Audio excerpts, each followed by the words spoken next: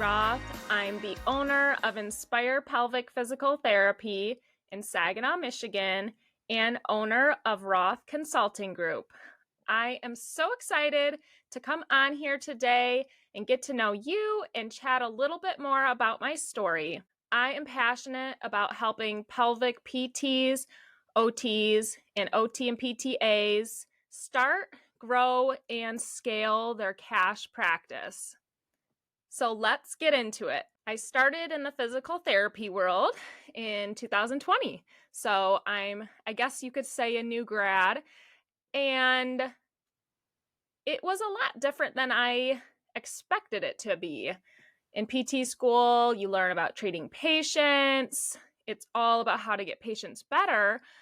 But then in reality, when you get out there, you tend to realize that it's all an insurance game.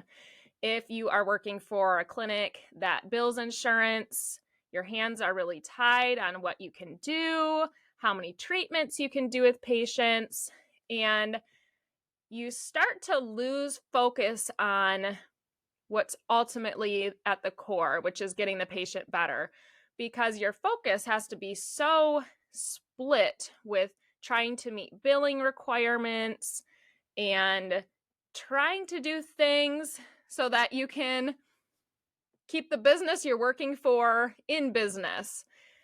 So being in an insurance model, when I first started and I was working, it really burned me out. And quickly, I was sick of double booking patients, putting patients on the bike when they actually didn't need the bike, but I needed the patient to go on the bike so I could overlap them. And it just was really hard because it really took the focus away from patient care.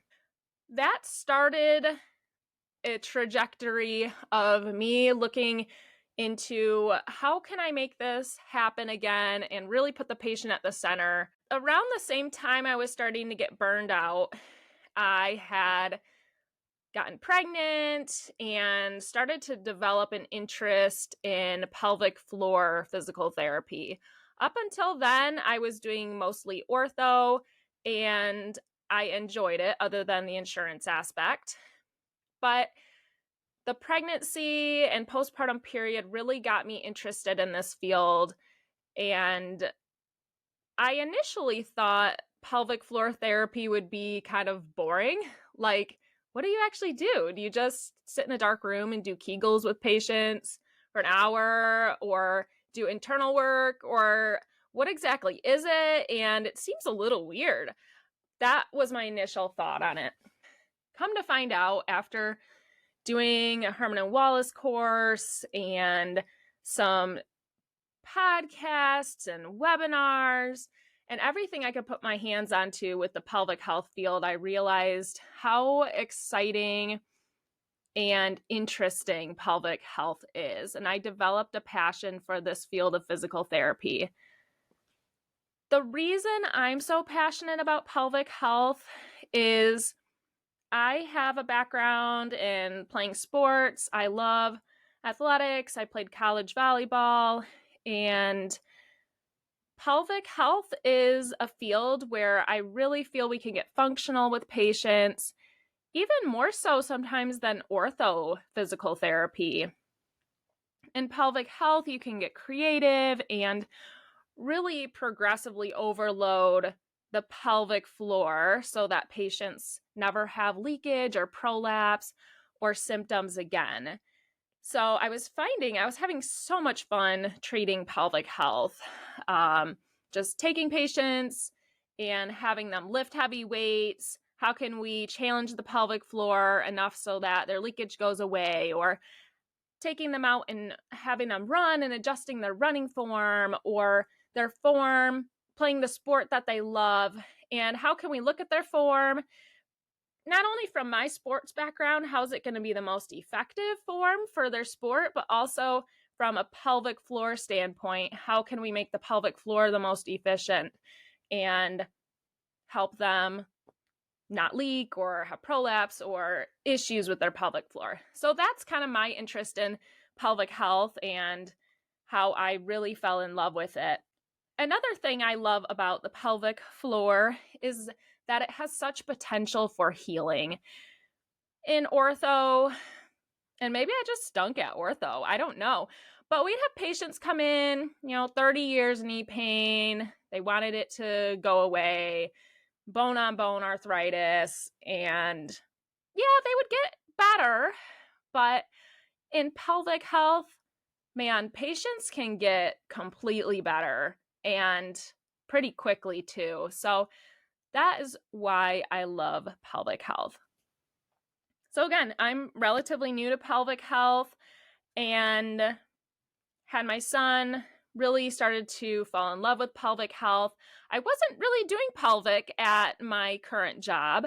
I saw maybe 10 pelvic health patients, and then I was thrust into starting my cash pelvic health practice through a series of difficult, very sad, and stressful life events that I don't feel comfortable talking about on this podcast. But if you work with me on a one-on-one capacity, you will definitely hear my story. Having those difficult experiences, I hit rock bottom where I didn't know what I was going to do. I was thrust into starting this practice that I wasn't sure if it was going to work. I didn't know if in my area there was a market for it. There weren't any other cash practices in my area when I started, other than, a couple PTs doing a few things on the side, some mobile, or just people treating some friends. And I just had to go for it. And I had to go all out in order to support my family and keep us afloat. I had a baby at home and I was like, my goodness, I just have to make this work so I can support my family. So initially I had no patients. It was very stressful. It was about 3 months before I had my first patient. And those times when it was crickets, I was like, oh my word. During this time, I was working on getting my practice going. I always thought of my motivation, which is my baby. Whenever I was scared to go into doctor's offices and give them my brochure, which is very outside of my comfort zone, whenever I had to do workshops, which scared me so much because I do not like public speaking, I just thought of my son and just thought, I need to do this. I have to. There's no choice. I need to will myself to win. And I really believe that when your back's against the wall, you will do what it takes. And as a mom, when your son needs you, you do whatever you need to do. So I went all out. About 3 months in of lots of marketing, I finally had my first patient. And she was a friend from church. She just wanted some dry needling, not even pelvic health. And I was like, okay, this is good. I got my feet wet, got a little action in the clinic, and she wrote a Google review. And after that, things just snowballed. Another big issue I was dealing with at the time was imposter syndrome. As you can guess, doing 10 pelvic floor exams and then opening a pelvic floor specialty clinic is a little scary. To tell people you're the expert and to not actually know if you can get these people better. My first patient was just a typical stress incontinence case, and I took her on and instilled confidence in her that I could get her better. But I also was like, I don't know.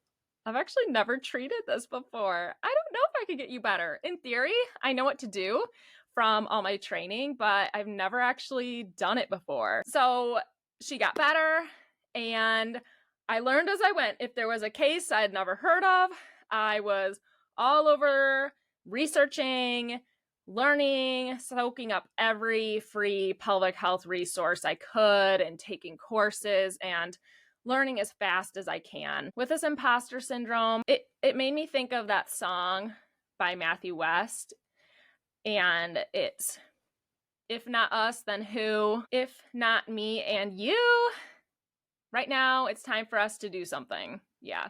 If not now, then when?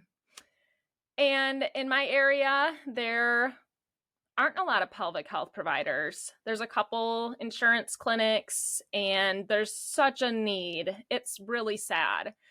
So I knew that me going all out and doing my best, and with the courses I had taken, me doing my best was better than this person not getting help at all.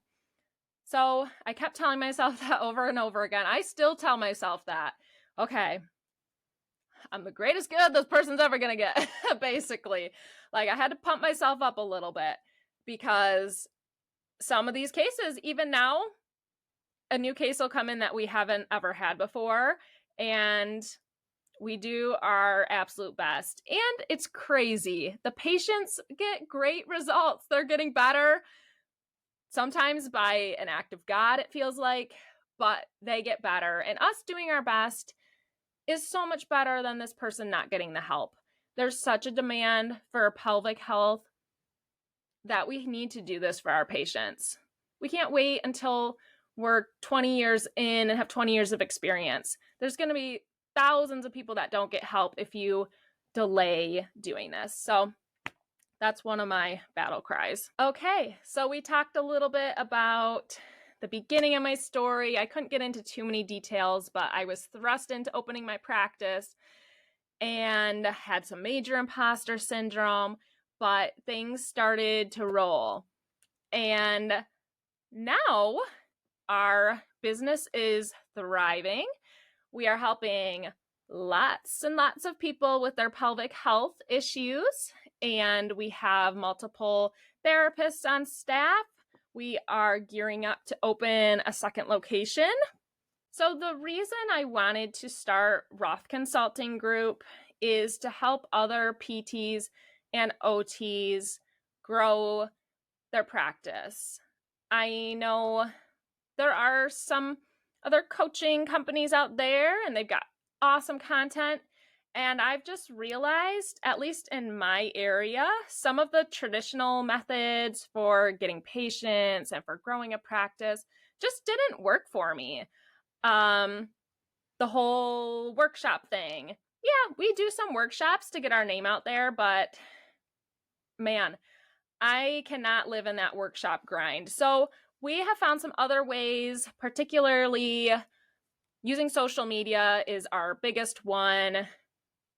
All of our marketing stems initially from social media, whether it's us messaging a doctor on social media or using paid or unpaid ads to market to patients and to continue relationships with patients. So I really feel that there's a lack of education on this way to grow your practice, and a lot of the traditional ways of trying to get doctor referrals, workshops, they're awesome. We do it, but there's some new ways that we're finding out, and it's really exciting, and I really want to share it with you guys.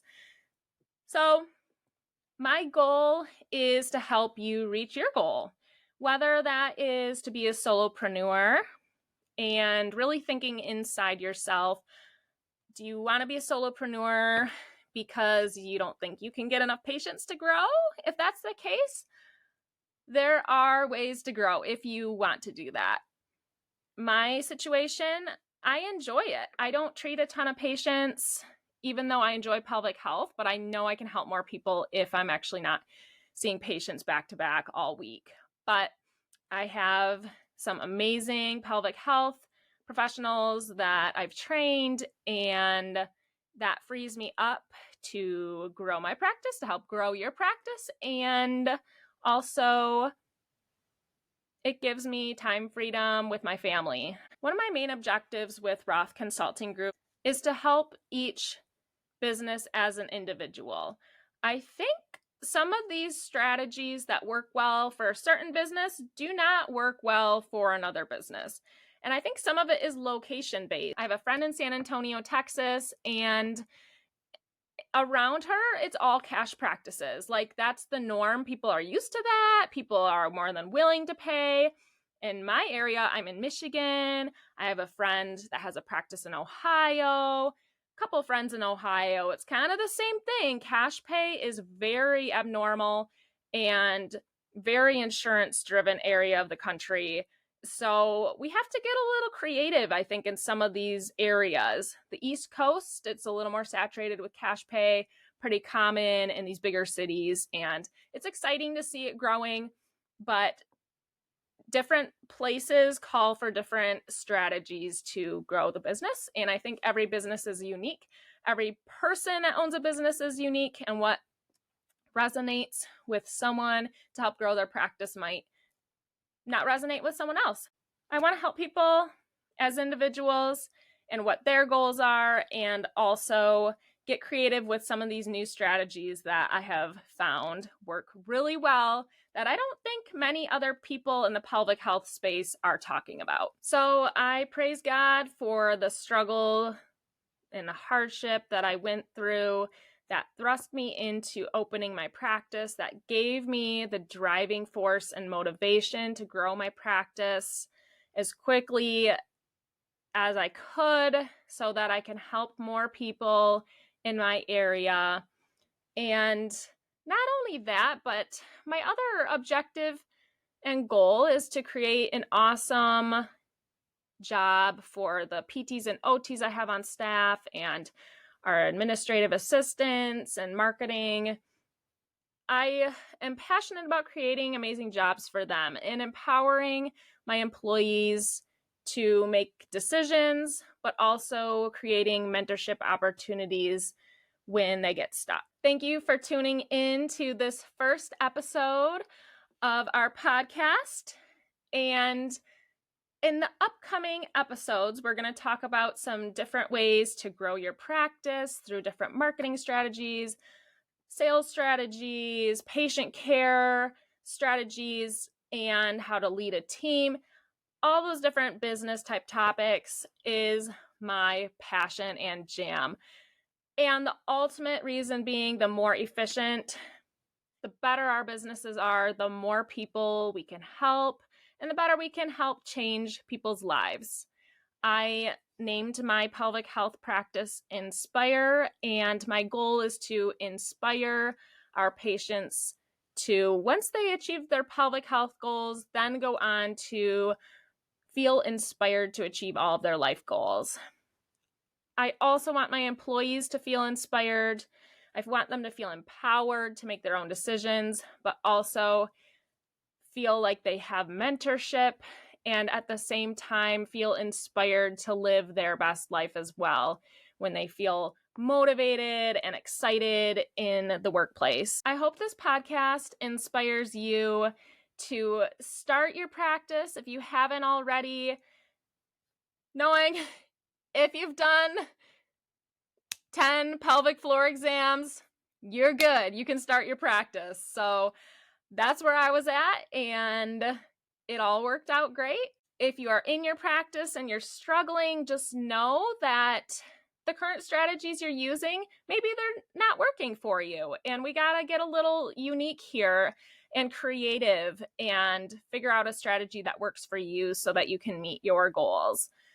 And I would love to help people scale their practice as well, because we know that when you scale and you have employees, you can chill. You can chill at home. You can hang out with your baby. You can take your baby to swim lessons or gymnastics. That's what my 2-year-old likes to do. And have time freedom with family, friends, to travel, whatever you're passionate about, and help even more people, which is crazy. Roth Consulting Group is a partnership with me, Maddy Roth, and my husband, Zachary Roth.